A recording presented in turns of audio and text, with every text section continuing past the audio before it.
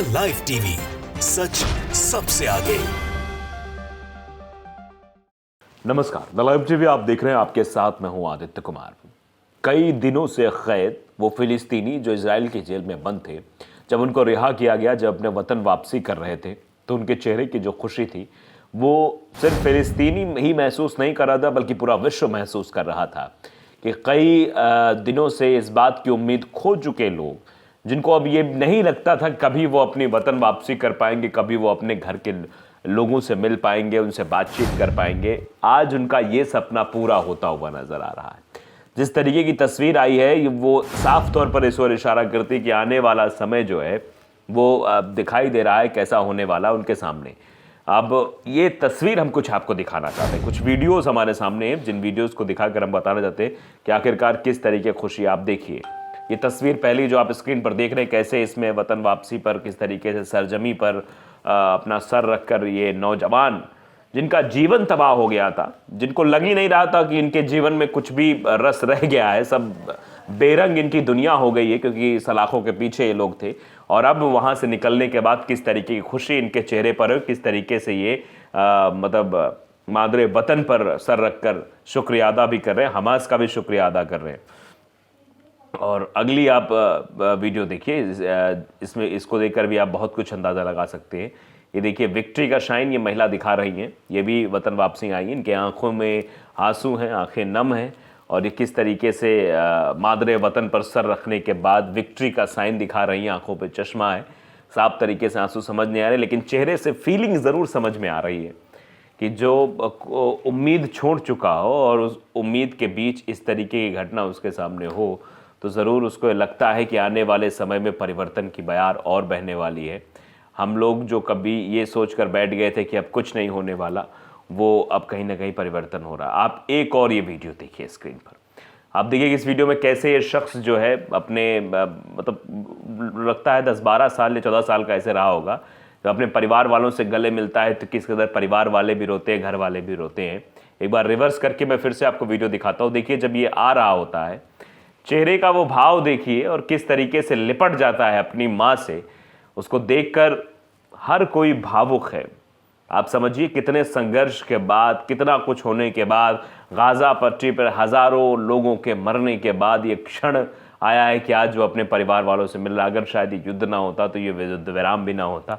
आप देख सकते हैं, वीडियो देखकर आप अंदाज़ा लगा सकते हैं, पीड़ा, दर्द सब इस पूरी तस्वीर में है जो आपको दिखाई दे रहा है। और एक ये वीडियो देखिए किस तरीके से खुशी का इजहार ये महिला कर रही हैं, कैसे जब अपने परिवार वालों से मिली तो ये खुशी जाहिर कर रही हैं और गले मिले हैं अपने परिवार के लोगों से। ये वो लोग हैं जो इस उम्मीद में बिल्कुल भी नहीं थे कि आने वाला समय ऐसा आएगा जब हम अपने परिवार के लोगों से मिल सकेंगे, अपने परिवार के लोगों से बातचीत कर सकेंगे। अब ये हमास को जो है पूरा क्रेडिट दिया जा रहा है कि हमास की वजह से ऐसा हुआ है। जी सलाम पर एक आर्टिकल है, देख सकते हैं आप कि गाज़ा ट्रस्ट फिलिस्तीन की सड़कों पर जश्न, कहा हमें हमास पर फ़ख्र है। मतलब हमास पर फ़ख्र कर रहे हैं कि हमास की वजह से आज हम अपने परिवार, अपने वतन वापसी कर पा रहे हैं। फिलिस्तीनी कैदियों की रिहाई के बाद अब फिलिस्तीन की सड़कों पर उनका ज़ोरदार स्वागत हुआ। फिलिस्तीन पत्रकार उमर नज्जल ने कहा कि सड़कों पर शहीदों के दर्द और आज़ादी का जश्न एक साथ मनाया जा रहा है। और जो तस्वीरें आई हैं वो अपने आप में बताती हैं कि किस कदर दर्द था और कैसे उसको पार करके सामने आए। हमास और इजराइल के बीच हुए समझौते के बाद इजराइल की जेलों में बंद फिलिस्तीनियों का पहले बैच को रिहा कर दिया गया है। पहले बैच में 39 फिलिस्तीनी शामिल हैं, जिसमें महिलाएं और नाबालिग बच्चे भी हैं। इसके बदले में हमास ने 13 बंधकों को रिहा किया है। 47 दिन की लड़ाई के बाद शुक्रवार शाम से गाज़ा जंग में बंदियों की रिहाई के लिए 4 दिन का संघर्ष विराम लागू हुआ है। कैदियों की अदला बदली अगले 3 दिन और जारी रहेगी। इजराइल की ओफर जेल से रिहा फिलिस्तीनी महिला कैदी और नाबालिग कैदी वेस्ट बैंक के बेउतुनिया शहर में पहुंचे हुए थे। रिहा हुए लोगों के स्वागत के लिए हजारों फिलिस्तीनी नागरिक सड़कों पर आए। जेल से रिहा हुए कैदियों और उनके स्वागत में फिलिस्तीनियों ने हमास के समर्थन में नारे भी लगाए और फिलिस्तीनी झंडे लहराए। गाज़ा में भी कैदियों की रिहाई के बाद जश्न देखने को मिला है। वेस्ट बैंक के शहर जेनिन की मस्जिदों में कैदियों की रिहाई के जश्न में तकबीर की गूंज भी सुनाई दी है।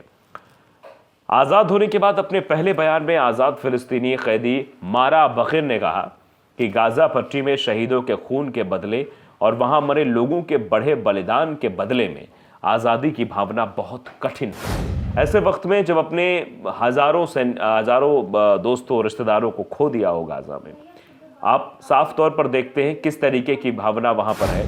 वहीं सोशल मीडिया पर लोगों ने रिहा हुए कैदियों के घर आने की तस्वीरें भी साझा की हैं।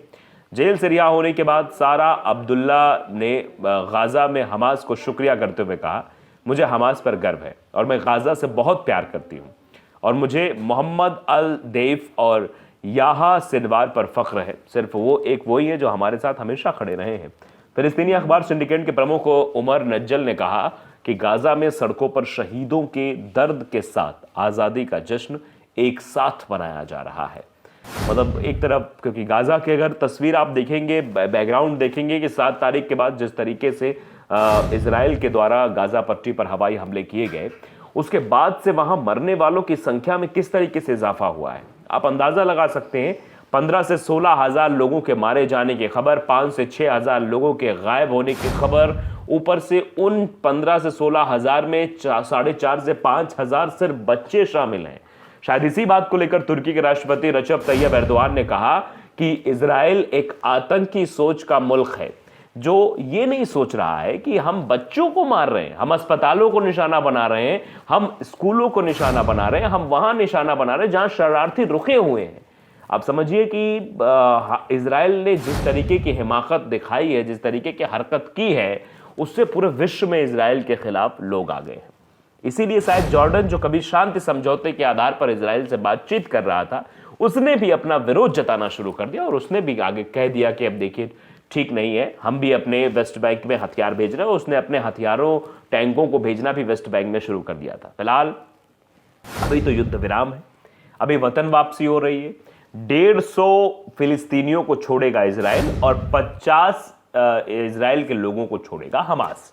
ये जो है बात तय हुई है और आगे कब तक ये युद्ध विराम रहता है। फिलहाल इजराइल तो बार बार ये कह रहा है, इजराइल के प्रधानमंत्री बेंजामिन नेतन्याहू बार बार ये कह रहे हैं कि अभी किसी भी प्रकार का युद्ध रुकेगा नहीं, कुछ दिन के लिए है, ताकि गाजा में मानवीय सहायता पहुंच जाए और हमारे लोग वापस आ जाए, फिर उसके बाद फिर ये युद्ध चलेगा।